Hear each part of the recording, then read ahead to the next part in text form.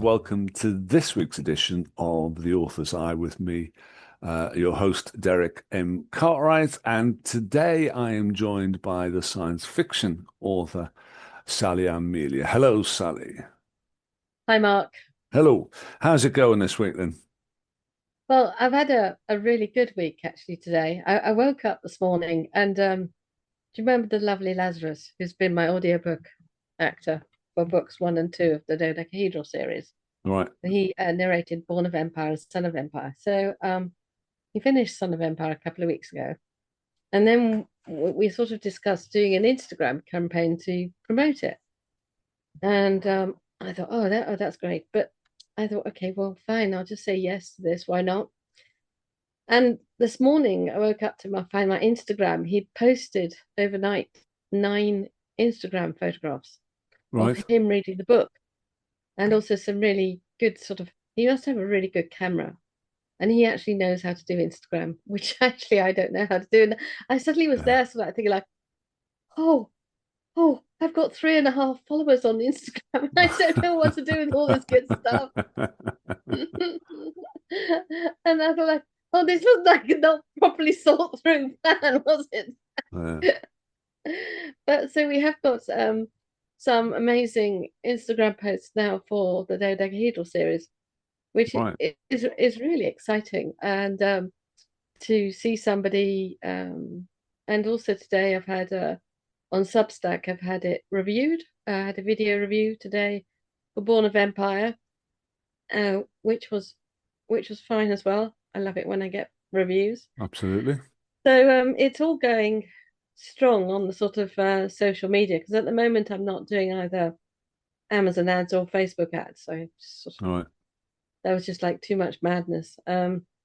So I've decided to try and do sort of more promotions on sort of social media platforms, namely Substack and obviously now Instagram. So I've sent so we just have to wait and see. I mean, I was reading this blog this morning that said, here's how to create 3 Instagram posts and increase your followers by 24,000. And I was like, oh, okay. And I'm like, It's no, easy, isn't it? that's When not someone how it tells you works, it's is it really? so easy. Yeah. But anyway, I would struggle because I'm not on Instagram anyway, so no, it's so I'm going to take the images from Instagram and put them onto Book Talk.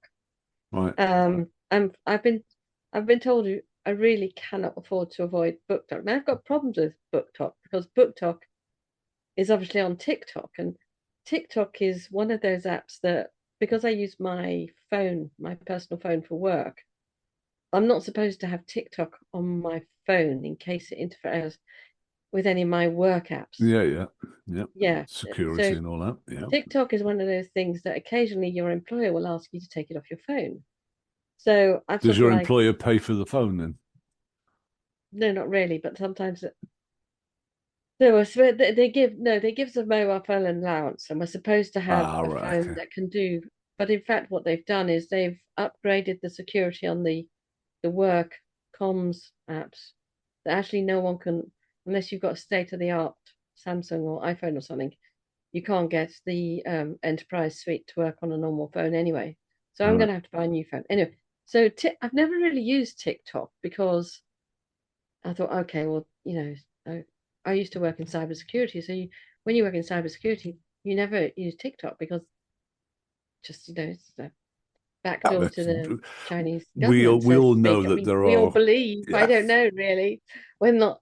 So, but a book talk is generating so many sales. So I think book talk, you have to do some readings, you have to do the right hashtags and just see what works out. And I have looked at book talk and I've been on a course. I did the James Blatch um, course, which was self-publishing, what used to be Mark Dawson's self-publishing academy, and now it's mostly run by James Blatch.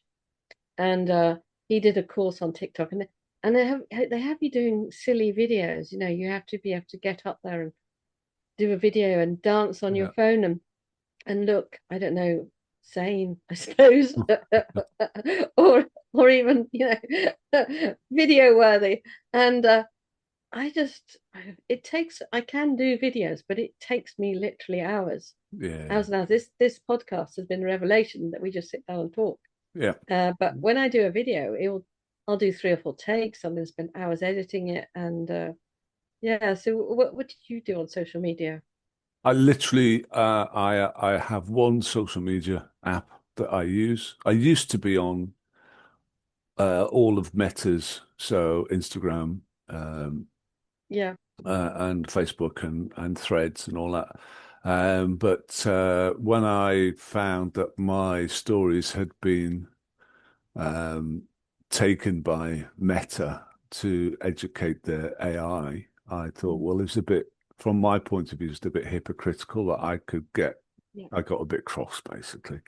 mm, I am one of these grumpy old men that, sometimes things I don't understand. It doesn't make any sense to me. It just made me cross to think that he could just go away and basically take whatever he wanted to educate his AI and without any consequence or care about it. And here I am supporting that by still using his product. So I thought, well, I yeah. can't very I think well.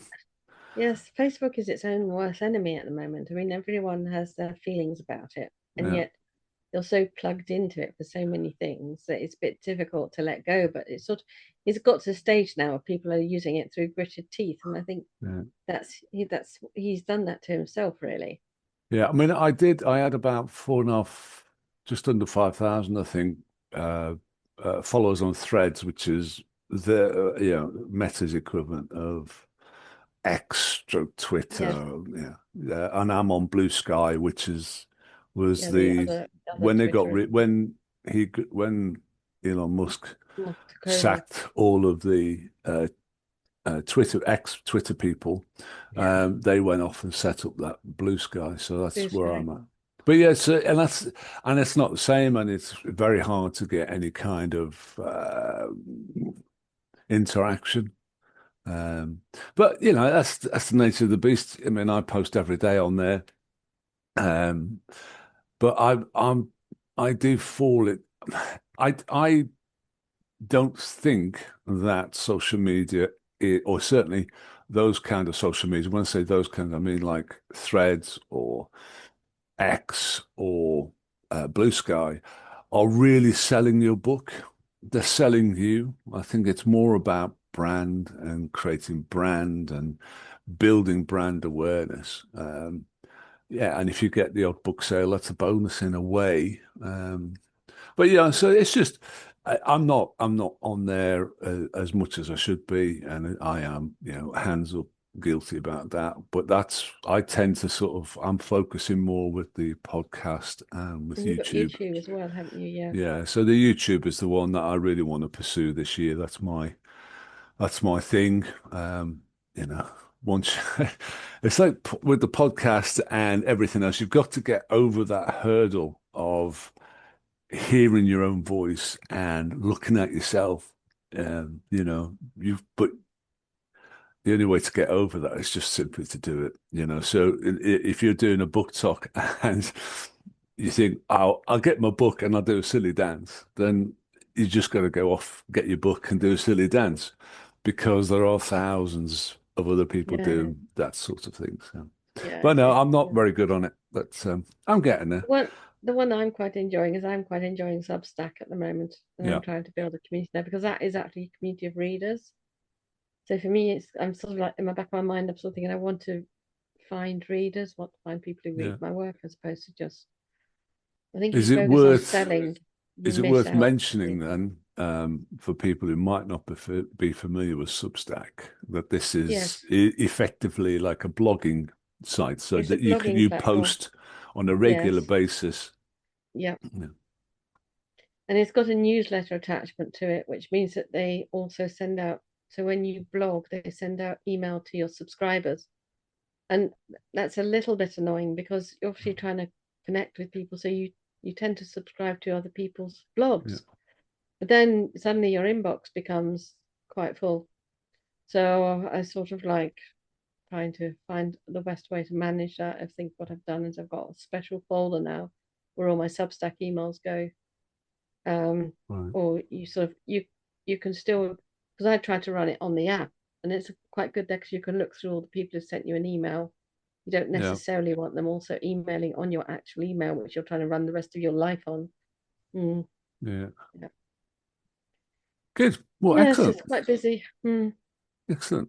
Right. Well, shall we move on to this week's topic of discussion? So, as self-published as we are, both Yes. self-published authors, I thought it might be useful for people in a similar area to look at how you actually sell your books. So, and then we'll lead on from there to some of the more niche, maybe more nuanced approaches. But this Okay. is, uh, we've got to. So we're going to, for example, we're going to start with the fact that all authors, hello, all authors should have their own website. Okay, even if you don't sell a book directly on there, you need to have your own website and you need to build your brand. We've spoken about social media, so we're not going to cover those sorts of things. We're going to assume that as a self-published author, you've got your own website and you are out there trying to actively both market and also promote your own brand. Okay, so on that. So how do you sell a book? Well, the vast majority are going to be through an online retailer such as Amazon, KDP, Drafted Digital, Ingram Spark, those sort of Yeah. things. Yeah. Um, and each one of these, you will have to format the book yourself. You'll have got put your own cover up, book cover on there, etc., Hmm. etc. And then you will set prices in order to get it, and they will pay you. In the case of Yeah. Amazon KDP, they'll pay you a couple of months after your a book is sold, whatever royalty, be it $2, $3, or whatever. So the vast majority of people who are self-published authors will be working down that route. Yeah, Yes. cool. So let's just we'll work on we'll park that in a way. We'll park that. You've already mentioned about running Amazon ads and Facebook ads. They're Yes. things that you can then do to help with the promotion of that. Yes. But I thought we might look at some of the other options that you have. Um, and obviously, we've already touched on it. The first one I would suggest is your website. So one of the things I do with my website is I will route potential buyers from my website to that on-rail retailer. So with a simple link that sits behind a picture of the book, and they'll click on that link and it'll take them to the Amazon KDP site where they can buy my book and Yes. Amazon get their money and I get my royalty. But of course, the other option is if you can sell direct. And what I Yes. mean by that is that someone you effectively your website has a little shop associated Yes. with it, Little shop. Yeah. and that someone can say, "Oh, I like that. I'll buy that," and they pay you directly. Yes. Now, obviously, if you're going to do that, it's just as a word of a warning, you've got to be able to set up your own payment system. Now, you could keep it very simple if you're somebody Yeah. who's using, I don't know, Google Pay or PayPal or something like that. You could keep it as simple as that, because in relation to PayPal, that will hold that money for you, and you just go and take it when you need to. But obviously, the other downside to it is you've then got to make sure that you do the postage and packing and presentation and everything is okay. So you have some risk and some exposure because if that book turned up and it was damaged in some way or pages Yeah. missing or whatever it is, then obviously the customer's going to come back to you and you're going to have to sort it out. Whereas if it's just purely Amazon KDP, then Well, Amazon are going to sort it out. Yeah. and there is sort of like halfway houses. There's like Blurb, for instance. Yeah. Blurb, what they do is that you upload your books onto their platform, and then you embed code or put a button or something on your website, and then when people, so what it used to be quite popular for was there was a phase a couple of years ago where people actively didn't want to buy. There's still quite a lot of people who will actively not want to buy from Amazon. Yeah. So you can give them the option of buying from Amazon or buying from an independent bookshop. You just call it Blurb, Blurb then have like quite a good what we don't realize about Amazon is it's got like a 2-click checkout.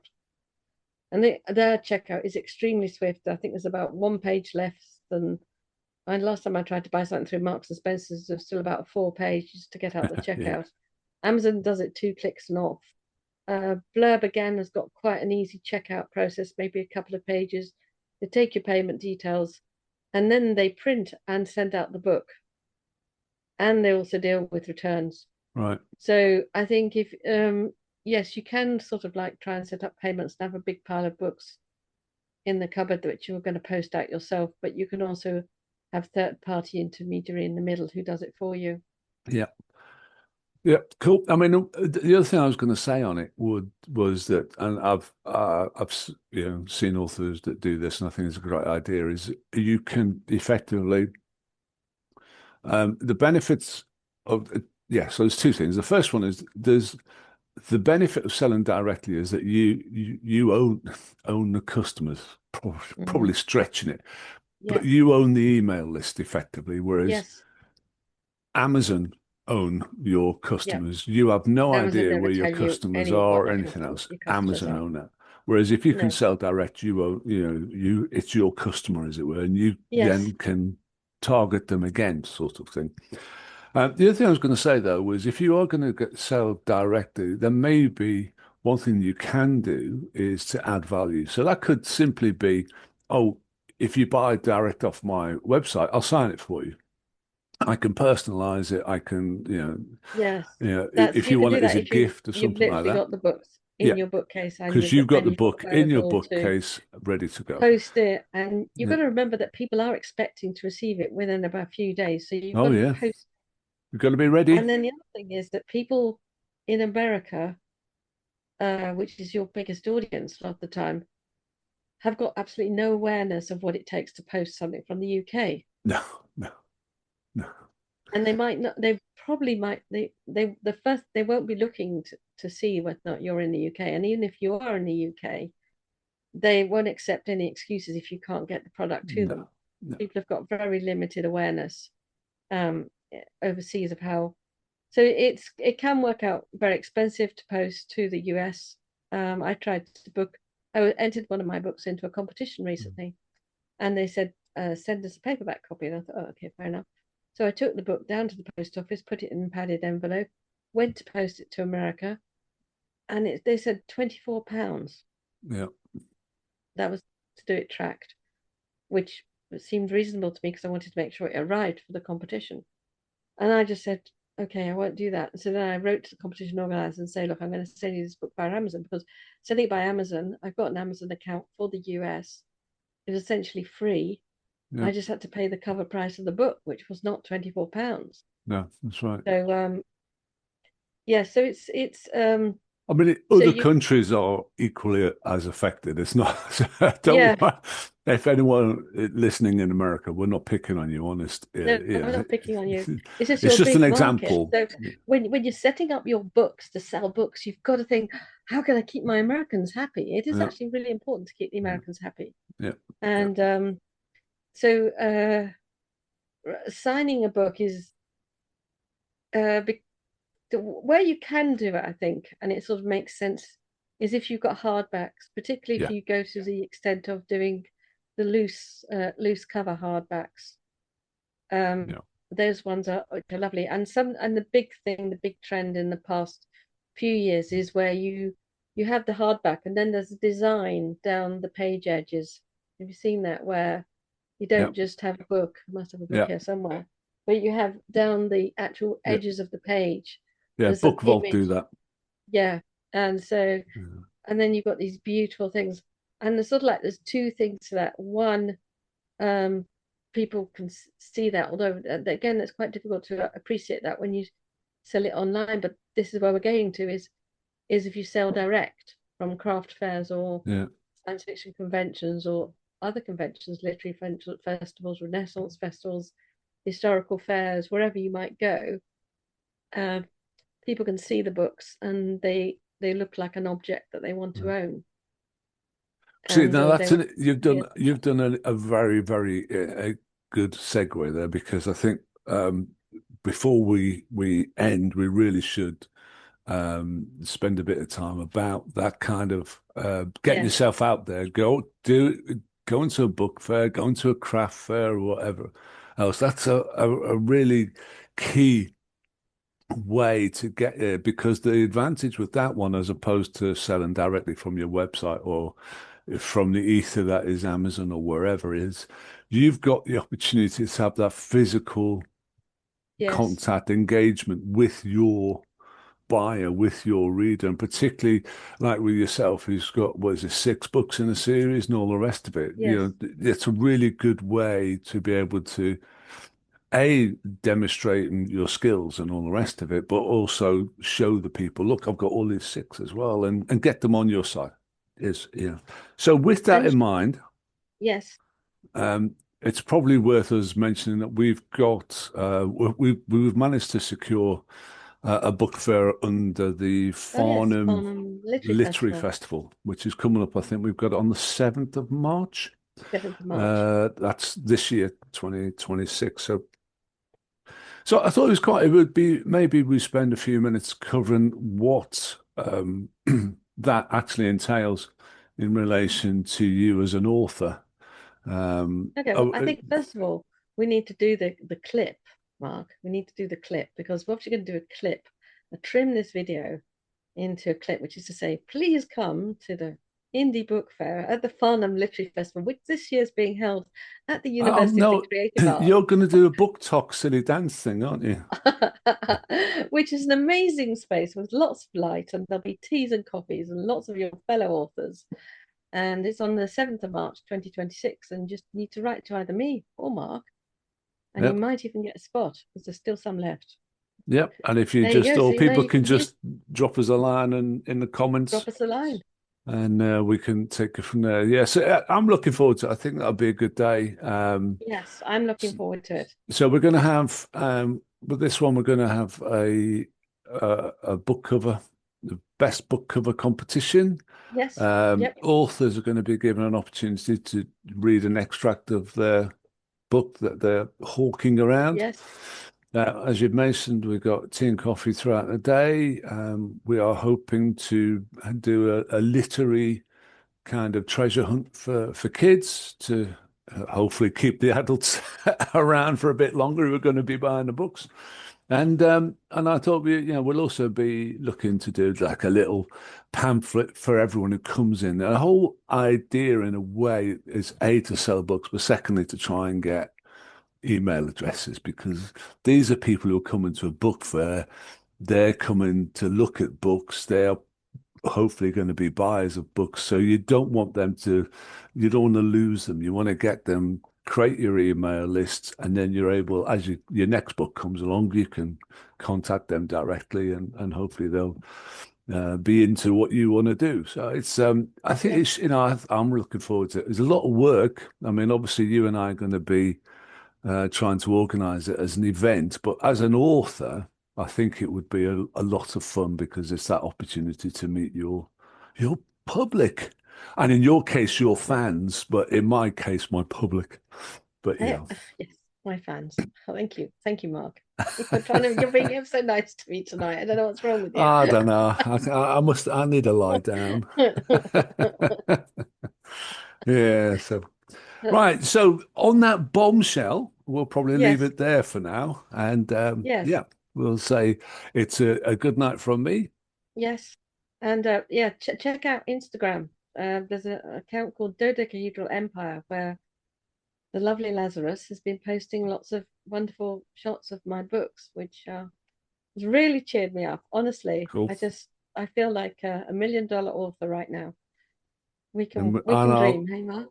I'll add that to I'll put a link in the description. Yeah. Okay.